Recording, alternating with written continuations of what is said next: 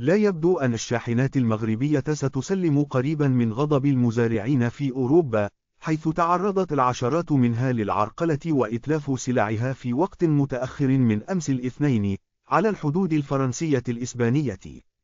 ووفق فيديو ورسائل صوتية توصلت بها هيسبريس من مصادر مهنية، فإن مزارعين إسبان أوقفوا عشرات الشاحنات المغربية المحملة بالخضر والفواكه بمنطقة فيغيراس، التي تربط من خلال إحدى الطرق السيارة بين فرنسا وإسبانيا.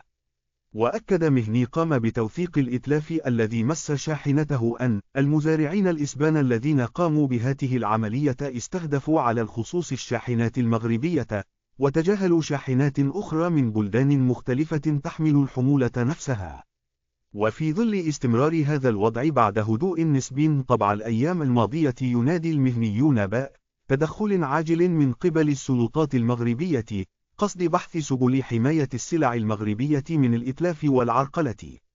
الشرقي الهاشمي، الكاتب الجهوي للاتحاد العام لمهني النقل، قال إن هذه العرقلة تمت تحديدا في منتصف الليل، إذ قام المزارعون الإسبان بإيقاف شاحنات مغربية متوجهة تحديدا إلى الحدود الفرنسية الإسبانية محملة بالخضر والفواكه. وأضاف الشرقي لهيسبريس أن المزارعين الإسبان الغاضبين قاموا بإيقاف الشاحنات المغربية لمدة ساعتين، وخلالها عمدوا إلى إتلاف حمولاتها من الخضر.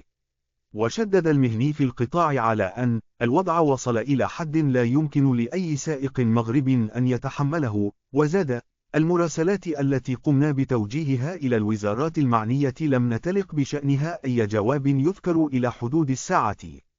وأورد الكاتب الجهوي للاتحاد العام لمهني النقل أن المفوضية الأوروبية بدورها تشير إلى غياب أي احتجاج مغربي على هذه الممارسات، التي لا تمت بأي صلة إلى خصال الاحتجاج والتظاهر. كما اعتبر الشرقي أن الوزارات المعنية يجب عليها أن تتدخل في الوقت الحالي، لأن السائقين المغاربة يعانون بالفعل من هذه الممارسات. وأوضح أن الخسائر التي يتم تسجيلها في الحمولات التي يتم إتلافها سيتحملها المهنيون من جيوبهم، رغم تأزم أوضاعهم المهنية.